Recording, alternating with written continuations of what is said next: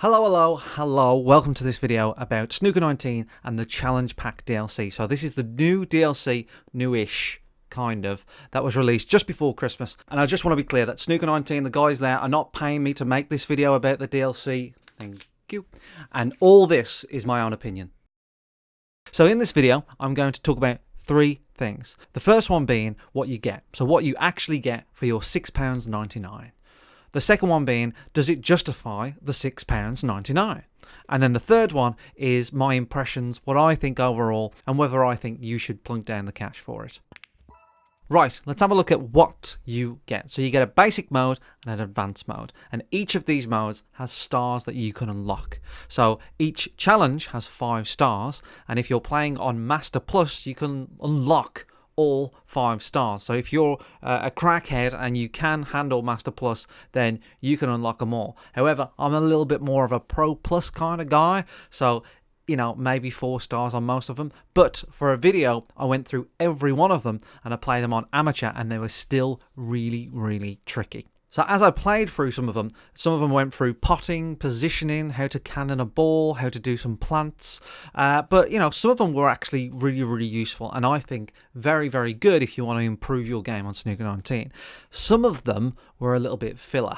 You know, they felt like a bit silly, a little bit trick-shotty, which is all well and good, I suppose, if you're into that kind of thing. But I think the challenges should be modes that improve your game, that help you get better at Snooker 19, so you can win some tournaments online. So when I did play through them for a video on this channel, it took me about an hour each mode. So 1 hour for basic mode and 1 hour for advanced mode. Now wait, hang on, I can see it getting all, that's not much for £6.99. Remember, I just played it on amateur mode and I went through it pretty quickly. I didn't really repeat many of the challenges because I was trying to show people who wanted to watch the videos all the different types of challenges in the DLC. So I could have easily played a lot longer. I could have repeated quite a lot of them, but I didn't. I just kind of went through them as quick as possible.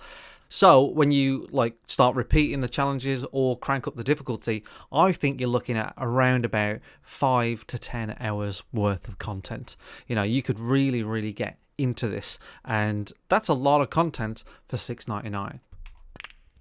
So let's talk about the cost. $6.99. Well, you know, it's all different for everybody. You know, I don't want to say like what you're earning, and you know, £6.99 can be a lot to somebody, it could be nothing to somebody else. But let's put it in perspective, right? So £6.99, I'm pretty sure, and feel free to comment in the chat, but I'm pretty sure most people would have paid for a takeaway or had an order something a coffee shop or something for more than £6.99 for at some point, right?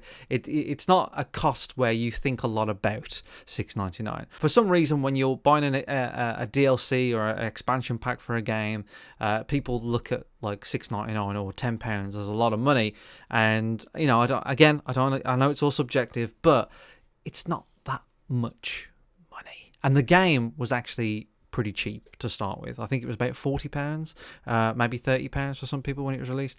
So it wasn't a full price game. Games are usually about £55 these days when they're released. So I don't know. I guess I get it. Some people are saying that should have been in the game. The challenge mode should have been in the game in the first place. I ain't paying for nothing. That should have been in the game.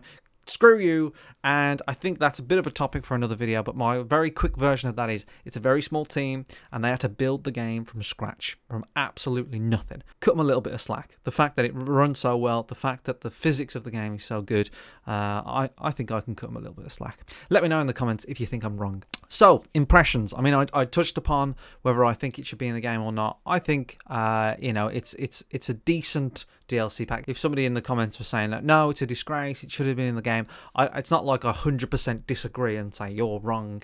I just think, you know, yeah, probably, but it isn't, so we're kind of here with it and stuck with it. And again, I said this earlier, remember, this game was made from scratch. There wasn't like a previous version of Snooker that they made, that Lab 42 had made, and then they kind of iterated on it and improved it. You know, I know there have been other Snooker games in the past, but this is like a brand new Snooker game from scratch. They had to make all the character models, make all the environments, make the physics work and that kind of stuff. So they just built it from the ground up. So that's probably when we bought it and we was all complaining about some of the features that are not in it.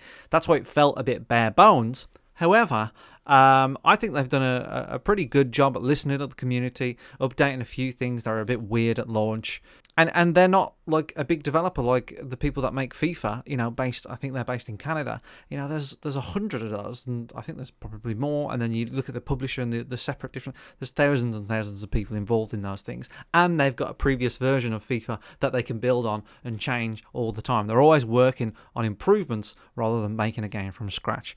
So I think, you got to put it in perspective, and the two teams, it's completely different situations. And also the other thing is that FIFA is a worldwide sport. And I know, say what you will about snooker, I know that it's played all over the world, in China and India, but let's face it, the market is never going to be as big as it is for football. Football tends to do quite well, I think.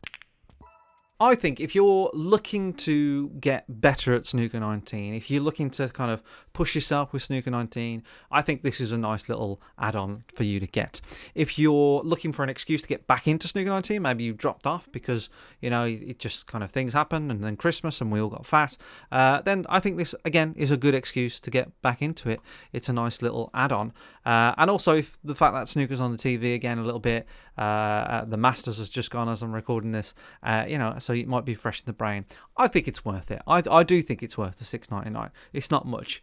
However, I will say, when you buy it, don't expect it to completely change your perspective on Snooker 19 in terms of like other features. I mean, there is a practice mode in Snooker 19 now that's been there for a while, but there isn't much else new about the game. So if you got bored of it very quickly before, there's nothing really going to change your mind here. This DLC is really for like if you're a really big fan of Snooker 19 and then it kind of dropped off the radar a little bit and you want to get back into it, great for that. Personally, I have no buyer's remorse for buying this add-on pack. I've got no regrets, really. I think it's fine. I think I will play some more of it. I might even live stream, like the hunt to get all the stars or some mad stuff like that, or maybe make a video about how to actually do some of the stars, but I need to figure that out first myself. So in summary, I think it's a good add-on pack. I think it's worth the money, even though it should have been in the game probably anyway. But why not? I want to support the developers. They're only a small team, and I want more snooker games. But please let me know if you think I'm wrong. I am not too proud to be wrong, so please let me know in the comments. I want to know what you think. Have you bought it? Have you been held enough to buy it? If you haven't bought the DLC, the challenge pack, then let me know. Why haven't you bought it? And just make sure you comment down below. Liking the video is really important. I've started this new YouTube channel because my other one, I couldn't change my name on the other one, so I've started this new YouTube channel, and I used to have 1,000 subscribers over there and now I've had to start from scratch. So when I say like and subscribe, I'm not like this massive YouTuber with like 200,000 followers and subscribers and like 5,000 views every video. I'm just this normal guy trying to make some cool snooker videos and video game videos. So when you like the video, that actually makes a difference to me. And when you subscribe, like, my endorphins get raised and I get a little bit happy. And when no one subscribes, I go down and then can't sleep. So please do make sure you subscribe. If you want more content like this as well, please, it tells me that I'm kind of doing the right thing, and also that I'm doing a good job making these videos. So it's all good stuff if you could. I do have more snooker videos coming. I'm going to be starting a career mode again, and I'm going to be doing more tournament mode. So there's a new tournament mode coming soon. I think it's on the 24th of January, so I'm going to be doing that. And of course, the live stream on Tuesday, 8 p.m, where you can play me on Snooker 19 on the Xbox or the PlayStation or the Switch, but not many people play me on the Switch. I have nothing else to say other than I'll see you on the felt.